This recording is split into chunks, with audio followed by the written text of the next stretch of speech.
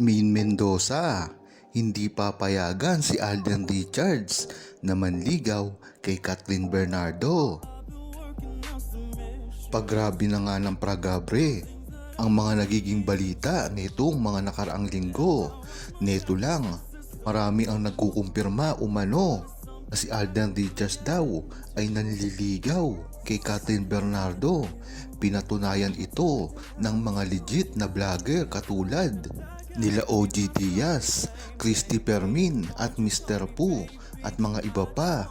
Ngunit bakit nga ba lumalabas ang mga ganitong balita pagkatapos lamang ng ilang linggo bago mag-break si Kathleen Bernardo at Daniel Padilla? Hindi ba nila alam na ang kulturang Pilipino ay hindi basta-basta nanliligaw kagad kung kakabreak lamang ang isang mag-boyfriend at girlfriend? Yan dapat ang iniisip ng buong tao at lalong-lalo na ang mga true-blooded Aldab Nation bago mag-react sa mga bali-balita.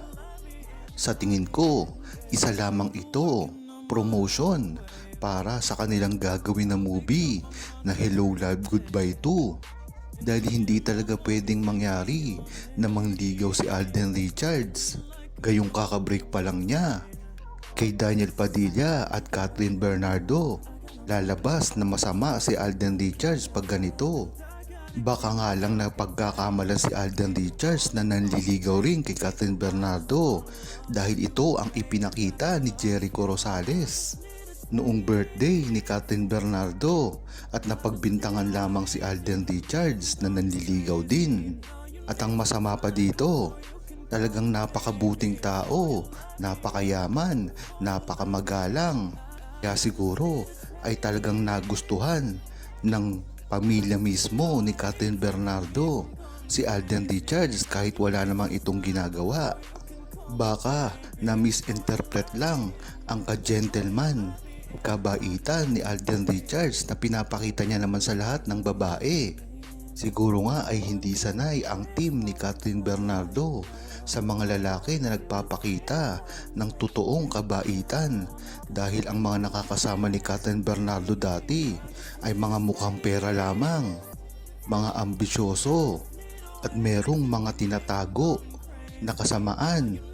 Kaya nang makita nila si Alden Richards, talagang nagbago ang pananaw nila dahil siguro ay alam naman ni Kathleen Bernardo ang tungkol kay Main Mendoza at talagang magkaibigan na rin ang dalawa, kaya hindi basta-basta gagawa ng aksyon si Kathleen Bernardo patungkol kay Main Mendoza at Alden Richards. Kaya sa tingin ko ay pinalalaki lamang ito ng media. Nasa isang banda ay maganda rin dahil promotion naman ito ng gagawing proyekto ni Alden Richards. Hindi ba't maganda at pinag-usapan na rin natin kung sino nga ba ang mauuna na gumawa ng movie? Naitanong na rin ito kay Alden Richards at ang pinili niya ay si Main Mendoza bago kay Kathleen Bernardo.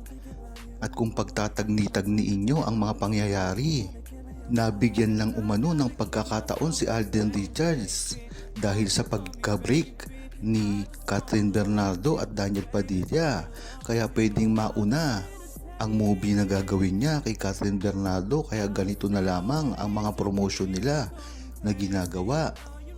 Ayon kay Madam Butterfly, tutol talaga ako kung liligawan man ni Alden Richards si Kathleen Bernardo dahil wala pa itong alam sa totoo at personal na buhay ni Kathleen Bernardo.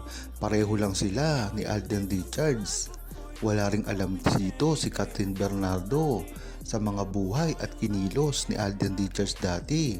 Ngayon lamang ito naganap dahil sa breakup nila ni Daniel Padilla.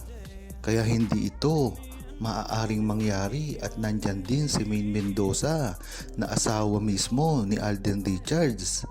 Kaya talagang malabong mangyari ito. Tama nga yang sinabi mo, Madam Butterfly. Dahil kasi sa panahong ito ay talagang lahat ang gagawin ng mga artista para lamang makakuha ng mga proyekto. Hindi na lamang ako magbabanggit dahil meron din naman talagang mababait na artista ang GMA. Ngunit ganyan talaga ang kalakaran pagdating sa industriya ng pelikula at movie at teleserye. Talagang kakapit at kakapit kung sino man ang mga sumisikat. Katulad na nga rin ng sinabi ko, hindi na kailangan ni Alden Richards si Catherine Bernardo dahil sa mga blockbuster at napakarami nilang pelikula na ginagawa ay talagang napakayaman na rin ni Alden Richards. At bukod pa dito, talagang parehas lang naman ng estado si Maine Mendoza at Catherine Bernardo pagdating sa leading lady, dahil ganyan din naman ang inuuwing kapangyarihan at pera ni Maine Mendoza sa tuwing gagawa ito ng movie at teleserye. Ang hindi lang maganda kay Maine Mendoza ay hanggang ngayon ay napakamahiyain at napakabait pa rin, na tila ayaw talagang makaapak ng mga ibang artista. Kaya ngayon ay napakakunti pa rin ng ginagawa niyang mga movie at teleserye. Talaga nga namang pwede rin gawin ito ni Maine Mendoza. Nakakunti lamang ang resume niya pagdating sa mga movie. Ang mahalaga dito ay talagang si Alden Richards lang ang gusto niyang makasama at nakasama noon. Ayon naman kay Olivia Rodrigo, Mr. Aldab Media, talagang napakaganda ng ibinabalita mong ito. Supporter mo ako dati pa. Talagang nakikita ko kung gaano ka mag-analisa patungkol kay Maine Mendoza at Alden Richards. Matanong ko lang, talagang hindi dapat ginagawa ni Catherine Bernardo na akitin si Alden Richards dahil alam naman niya na mag-asawa na ang dalawa at kailanman hindi papatulan ni Alden Richards yan, dahil sa ugali pa lang ni Alden Richards ay makikita mo na talagang stick to one, at sinabi niya na yan dati pa. Good luck and thank you. Maraming salamat, Olivia Rodrigo. Totoo yung sinabi mo, dapat ay hindi na naghahabol si Catherine Bernardo, dahil kung may bahay na naman siya at mayaman, ay mabuti ay maghanap na lang siya ng ibang lalaki na mga nasa bakuran niya sa ABS-CBN, katulad nila Donnie Pangilinan, Jericho Rosales at iba pa na naniligaw sa kanya doon. Dahil pagdating kay Alden Richards ay talagang mabibigo lamang siya, dahil si Alden Richards ay talagang stick to one lamang. Huwag kalimutang mag-subscribe, comment at i-like ang video na ito. Thanks for watching!